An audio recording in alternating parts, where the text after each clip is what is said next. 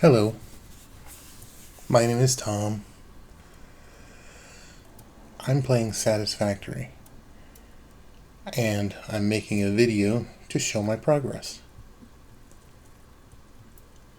I started this time in the Rocky Desert, but I didn't stay there because I have to explore and start the game with a supply of iron and copper and limestone relatively close together.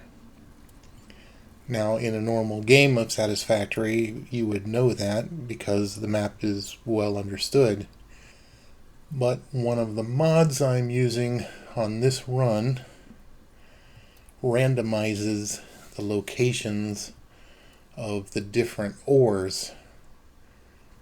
So the way I play with that mod is I have to run around and actually identify what ores are where and mark them on my map. Eventually, I will get radar towers. And with enough power and resources, I can cover the map with radar towers. That will be the best and most definitive way of finally revealing where all of the ores are.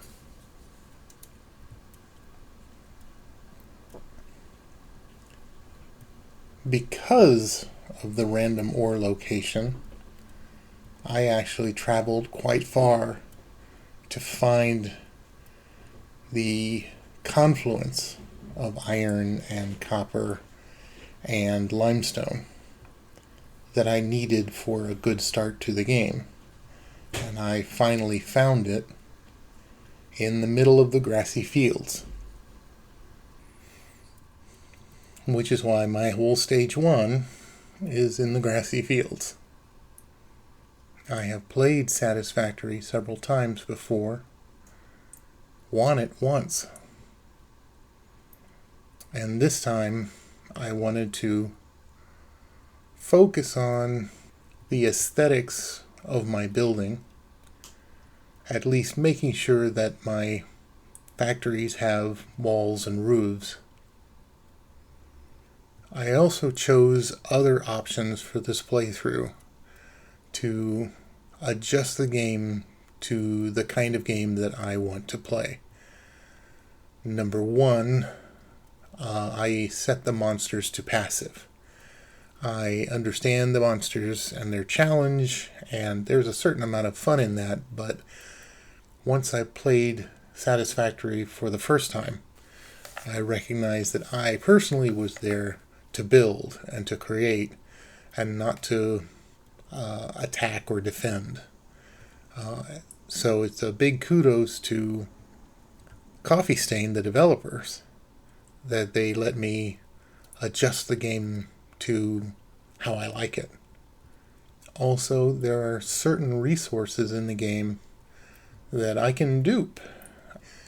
Satisfactorycalculator.com website allows you to load up your save game, and you can then modify certain things inside, including, of course, how much of different items that you might have in your inventory and in various storage containers.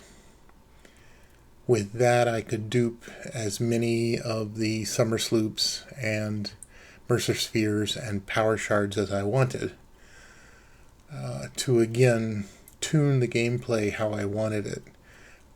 I've played the game several times. Many times I've hunted for all of these items, and that is fun for what it is. But this playthrough, I want it to be about building aesthetically. So collecting all of those things and duping them for this playthrough means that I do not have to focus on exploring. I can stay home and build. For the same reason, I used Satisfactory Calculator's save game editing capabilities to give me all of the recipes all at once. this is not the open door that you might think it is, because many of the resources and many of the actual items that I could build are locked behind the primary tech tree anyway. So even if I had, say, all of the alternate recipes for aluminum, I still cannot actually build an aluminum factory until I get to stage 4. So aside from the goal of making sure that I put all of my factories inside buildings this time, not just leaving them out on concrete slabs to bake in the hot sun, my other goal for this playthrough was to use summer sloops on everything. If you haven't played much of the game, summer sloops are a collectible item that is very rare. There are a little over 100 of them on the whole map, generally. But you can use them to essentially double the output, magically double the output of any factory machine. You have to use more than one summer sloop to get the effect on the more complex and expensive machines. When you add this feature, this doubling, you quadruple the power requirement of that machine. However, since I was duping the summer sloops, I did not have a limit on how many I could use. So my intent was to sloop everything. And with the idea that this would challenge me in terms of the power I would have to produce, and also give me the option of building much smaller factories to generate the same results. As I got into the game, I found that was not as easy as it sounded. I could go to satisfactorytools.com and build a nice flowchart of what machines had to be set up in what order to make a factory generate a particular good or item. And I was certainly imagining that with the summer sloop's ability to double production on any one machine, then I could simply look at the flowchart and have the number of machines at every step. But it turns out when I tried it that way, it did not really work out. I was surprised at how much doubling means and how much extra is doubling, and how quickly I realized that it could kind of get out of hand. That's kind of the exciting thing about the process of doubling at every stage, is that it's compound. And if you have a deep nested flowchart of machines to build objects, then doubling at every stage, you get a lot of stuff very quickly. It's one of the reasons in the base game, of course, that summer sloops are so limited, so that you don't have the opportunity to go super crazy with them. In building my first stage 1 factory, I wound up building smelters that were slooped, and also a few assemblers at the end that built the more high-level items that I needed. But that was it. Many of the things like my basic iron rods, iron plates, screws, I did not sloop. I realized that I still haven't wrapped my head around what slooping means in the grand scheme of building a factory. So as we go along together in these next stages, I can explain how I do or do not come to find peace with summer sloops. One of my main goals being to put a building around everything in this playthrough. I built, as you can see, basically a large box around my stage 1 smart plating factory. And since I don't really have access to girders or glass so much, at least not at this point in the game, I did not place skylights. I just left a whole lot of the ceiling open.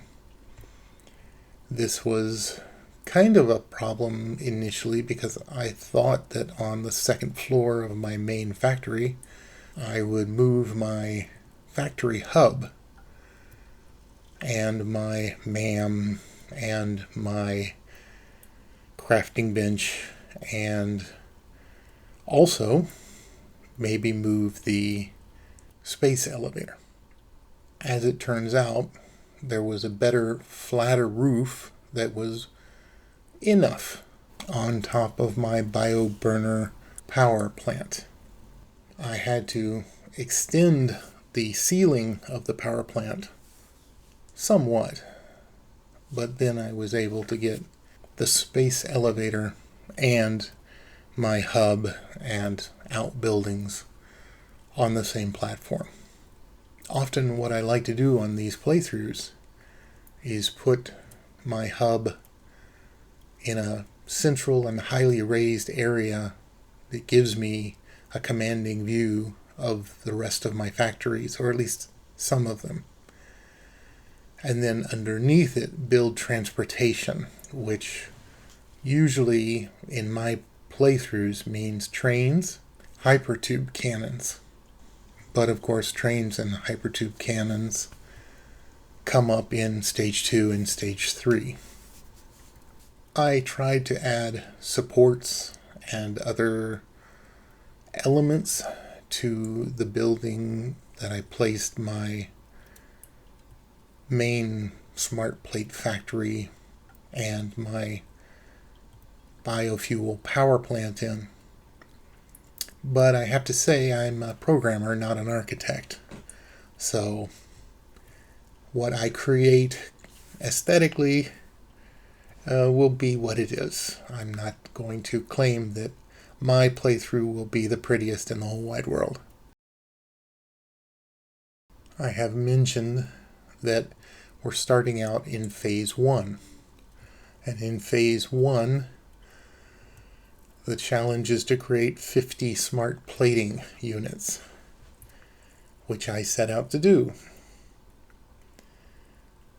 However, in later phases, I will need a great deal more smart plating. So I won't want to tear down the factory that I built. Instead, I should power it and make sure that it keeps running and it has enough space to generate the several thousand smart plating that I will need for the rest of the game. The way that Satisfactory's milestones are structured, there are certain item types that can only be built by automation. That is, that you cannot go to the workbench and manually craft them. You have to set up machines that will generate the item. And that, of course, includes smart plating to start with. Many of these items that are destined for the space elevator to achieve the next stage of the game require inputs of items that you made for the space elevator in a previous stage. Interestingly enough, this leads to a situation where you can go to satisfactory.wiki.gg, which is I think the definitive wiki for Satisfactory. And if you type in stage or phase, I think, into the search bar, you will get the page about the space elevator. But that page is full of interesting information, including a breakdown of exactly the number of space elevator parts that you will need to produce throughout the entirety of the game to win the game. Which is great because you can plan to build space elevator parts, set up factories specifically for those space elevator parts, leave them running long enough to make thousands, of course, because at least the early ones, like smart plating, you're going to need thousands of them. But if you leave it running long enough while you proceed on with the rest of your game, you come back, you have created all of these, say, smart plates that you're going to need for the entire game. At which point you can stuff all of those smart plates into a series of storage units, and then you can, boom, erase that factory that made that item, secure in the knowledge you will never need to set up a factory to build that item ever again.